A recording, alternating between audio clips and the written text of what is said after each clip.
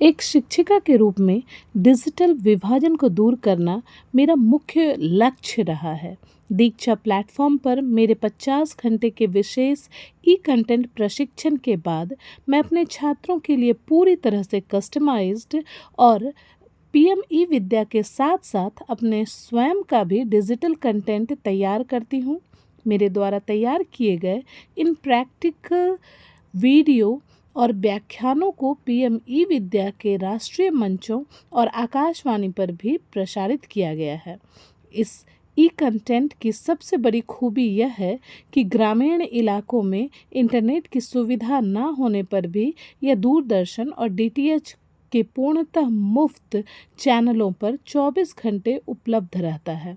इससे हमारे देश के सबसे सुदूर में रहने वाले वंचित वर्ग के बच्चे भी बिना किसी खर्च के उच्च स्तरीय वैज्ञानिक शिक्षा प्राप्त कर रहे हैं।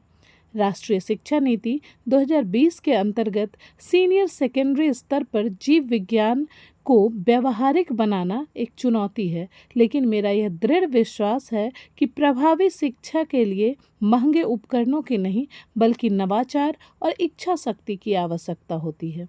इसलिए मेरी प्रयोगशाला पूरी तरह से लो कॉस्ट और कॉस्ट इफ़ेक्टिव शिक्षण सामग्री और टीएलएम पर आधारित है। इस वीडियो में आप मेरे कक्षा 11वीं और 12वीं के छात्रों को स्वयं अपने मुख्य अनुसंधानकर्ता की भूमिका में देख सकते हैं। बिना किसी अतिरिक्त बजटीय खर्च के बच्चे अत्यंत कम लागत में घरेलू सामग्रियों का प्रयोग करके केले जैसे पौधों से लाइव डीएनए एक्सट्रैक्शन की जटिल प्रक्रिया को सफलतापूर्वक निष्पादित करते हैं।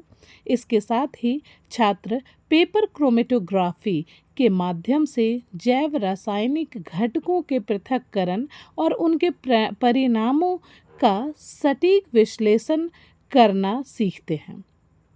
हमारा ध्यान छात्रों को आत्मनिर्भर बनाने पर है। छात्र स्वयं सूक्ष्मदर्शी के लिए जड़, तना और पत्तियों की अधिक बारीक सेक्शन कटिंग करते हैं और स्वयं ही अस्थायी तथा अस्थायी स्लाइडों का निर्माण करते हैं। हमारी प्रयोगशाला की सबसे अनूठी और शून्य लागत की विशेषता यह है कि छात्र अपने आसपास के पर्यावरण से प्राकृतिक रूप से मृत छोटे जीवों और कीट पतंगों को एकत्रित करते हैं। फिर वे उन्हें साफ करके फॉर्मल्डिहाइड के घोल में सुरक्षित रखकर हमारे विद्यालय का खुद का जीव विज्ञान म्यूजियम तैयार कर रहे हैं, जिससे स्कूल को महंगे स्पेसिमेन खरीदने की आवश्यकता नहीं पड़ती। इसके साथ ही समाज में प्लास्टिक के विकल्पों को बढ़ावा देने के लिए बच्चे रिसाइकल और इको फ्रेंडली माध्यमों पर कोशिकाओं की सुंदर और आकर्षक 3 डायमेंशनल पेंटिंग्स बनाकर विज्ञान को कला से जोड़ रहे हैं। यह 6 मिनट की वीडियो गवाह है कि कैसे कम लागत वाले संसाधनों, डिजिटल पहुंच और व्यवहारिक दृष्टिकोण के समन्वय से हम ग्रामीण बिहार में एक उत्कृष्ट तनाव मुक्त शोध आधारित शैक्षणिक तंत्र का निर्माण कर रहे हैं। अब फिर चाहे वह एआई की मदद से वीडियो यानी ई कंटेंट तैयार करना हो, एनिमेटेड वीडियो तैयार करने के साथ साथ बच्चे कंप्यूटर पर ग्राफिक्स, पीपीटी और पीडीएफ जैसे डिजिटल माध्यमों से भी पढ़ाई कर रहे हैं। बच्चों के इस कोशिश को हम सर्वांगीण विकास भी कह सकते हैं, क्योंकि वह न केवल बायोलॉजी की कक्षा में बायो सीख रहे हैं बल्कि बायोलॉजी के साथ साथ कंप्यूटर साइंस के भी कुछ कॉन्सेप्ट्स वह साथ साथ सीख रहे हैं।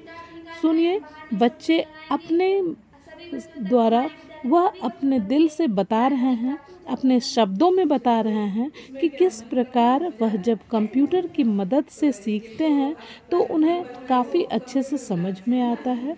और ना केवल समझ में आता है, वह जब उसके चित्रों को देखते हैं, किसी भी कॉन्सेप्ट के वीडियो को देखते हैं तो उन्हें वह अच्छे से समझ में आ जाता है।